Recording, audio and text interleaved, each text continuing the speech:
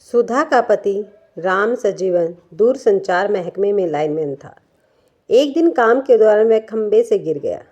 उसे गहरी चोट लगी। अस्पताल ले जाते समय रास्ते में उसने दम तोड़ दिया। सुधा की जिंदगी में अंधेरा सा छा गया। वह कम पढ़ी लिखी देहाती औरत थी। उसके 2 मासूम बच्चे थे। बड़ा बेटा पहली क्लास में पढ़ता था और छोटा 2 साल का था। पति का क्रियाक्रम हो गया तो सुधा ससुराल से मायके चली आई। वहाँ उसके बड़े भाई सुखनंदन ने कहा, बहन, जो होना था वह तो हो ही गया। गम भुलाओ और आगे की सोचो। बताओ कि नौकरी करोगी, बहनोई की जगह तुम्हें नौकरी मिल जाएगी। एक नेता मेरे जानने वाले हैं, उनसे कहूँगा तो वे जल्दी ही तुम्हें नौकरी पर रखवा देंगे। कुछ तो करना ही होगा भैया, वरना इन बच्चों का क्या होगा। लेकिन मैं 8वीं जमात तक ही तो पढ़ी हूँ, क्या मुझे नौकरी मिल जाएगी? सुधा ने पूछा। चपरासी की नौकरी तो मिल ही जाएगी। मैं आज ही नेता से मिलता हूँ, सुखनंदन बोला। सुखनंदन की दौड़ धूप काम आई और सुधा को जल्दी ही नौकरी मिल गई। बहन, तुम बच्चों को लेकर शहर में रहो, मैं वहाँ आता जाता रहूँगा। कोई चिंता की बात नहीं है। तुम्हारी तरह बहुत सी औरतें हैं दुनिया में जो हिम्मत से काम लेकर अपनी और बच्चों की ज़िंदगी संवार रही हैं। सुखनंदन ने बहन का हौसला बढ़ाया। सुधा शहर आ गई और किराए के मकान में रहकर चपरासी की नौकरी करने लगी। उसने पास के स्कूल में बड़े बेटे का दाखिला करवा दिया। सुखनंदन सुधा का पूरा ख्याल रखता था। वह बीच बीच में गांव से राशन वगैरह लेकर आया करता था। फ़ोन पर तो रोज़ ही बात कर लिया करता था। सुधा खूबसूरत और जवान थी। महकमे के कई अफसर और बाबू उसे देखकर लार टपकाते रहते थे। उससे नज़दीकी बनाने के लिए भी कोई उसके प्रति हमदर्दी जताता तो कोई रुपए पैसे का लालच देता। सुधा का मकान मालिक भी रसिया किस्म का था। वह नशेड़ी भी था। सुधा पर उसकी नीयत खराब थी। कभी कभी शराब के नशे में वह आधी रात में उसका दरवाज़ा खटखटाया करता था। आते जाते कई मंचले भी सुधा को छेड़ा करते थे। किसी तरह दिन कटते रहे और सुधा खुद को बचाती रही। उसके साथ राजू नाम का एक चपरासी काम करता था। वह उसका दीवाना था, लेकिन दिल की बात जबान पर नहीं ला पा रहा था। राजू बदमाश किस्म का आदमी था और शराब का नशा भी करता था। वह अक्सर लोगों के साथ मारपीट किया करता था, लेकिन सुधा से बेहद अच्छी तरह बातें किया करता था। राजू उसे भरोसा दिलाता था, मेरे रहते चिंता बिल्कुल मत करना, कोई आंख उठाकर देखे तो बताना, मैं उसकी आंख निकाल लूँगा। सुधा को राजू अक्सर घर भी छोड़ दिया करता था। कुछ दिनों के बाद राजू सुधा को घुमाने फिराने भी लगा। सुधा को भी उसका साथ भाने लगा। वह राजू से खुलकर हंसने बोलने लगी।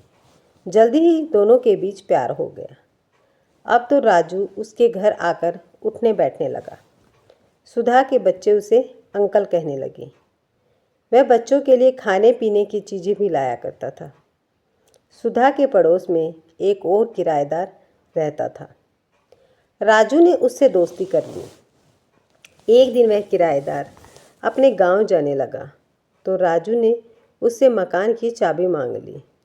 दिन में उसने सुधा से कहा, आज रात मैं तुम्हारे साथ गुजारूंगा। लेकिन कैसे?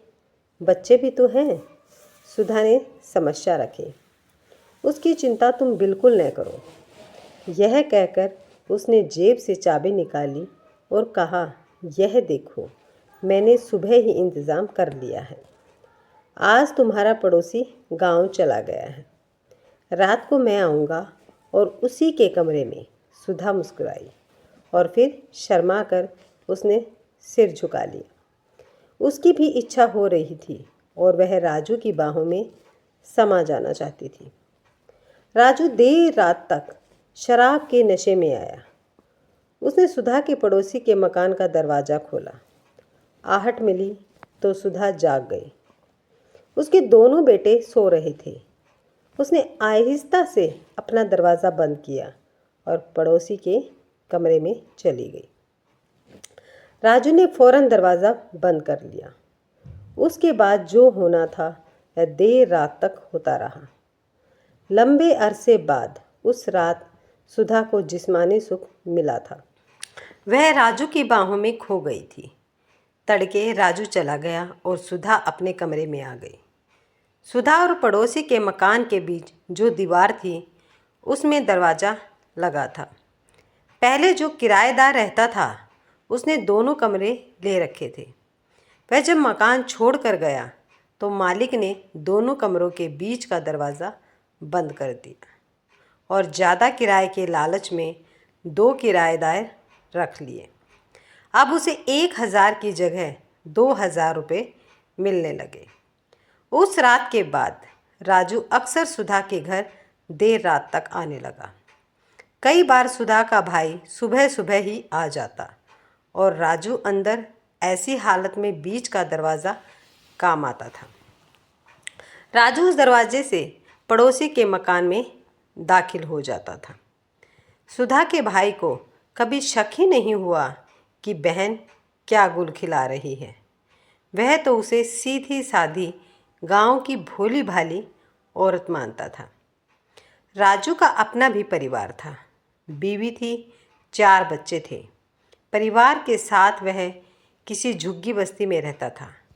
बीवी उसे बहुत परेशान थी क्योंकि वह पगार का काफ़ी हिस्सा शराबखोरी में उड़ा दिया करता था। बीवी मना करती तो राजू उसके साथ मारपीट भी करता था। पैसों के बिना न तो ठीक से घर चल रहा था और न ही बच्चे पढ़ लिख पा रहे थे। पहले तो राजू कुछ रुपए घर में दे दिया करता था, लेकिन जब से उसकी सुधा से नज़दीकी बढ़ी तब से पूरी तनख्वाह लाकर उसे ही थमा दिया करता था। सुधा उसके पैसों से अपना शहर का खर्च चलाती और अपनी तनख्वाह बैंक में जमा कर देती। वह काफ़ी चालाक हो गई थी। राजू डाल डाल तो सुधा पात पात थी। उधर राजू की बीवी घर चलाने के लिए कई बड़े घरों में नौकरानी का काम करने लगी। वह खून के आंसू रो रही थी, लेकिन उसने कोई गलत रास्ता नहीं चुना। मेहनत करके किसी तरह बच्चों को पालती रही। कुछ साल बाद रकम जुड़ गई तो सुधा ने ससुराल में अपना मकान बनवा लिया। ससुराल वालों ने हालांकि उसका विरोध किया कि वह गांव में न रहे। वे उसका हिस्सा हड़प कर जाना चाहते थे, लेकिन पैसा मुट्ठी में होने से सुधा में ताकत आ गई थी। उसने जेठ को धमकाया तो वह डर गया। सुधा का बढ़िया मकान बन गया।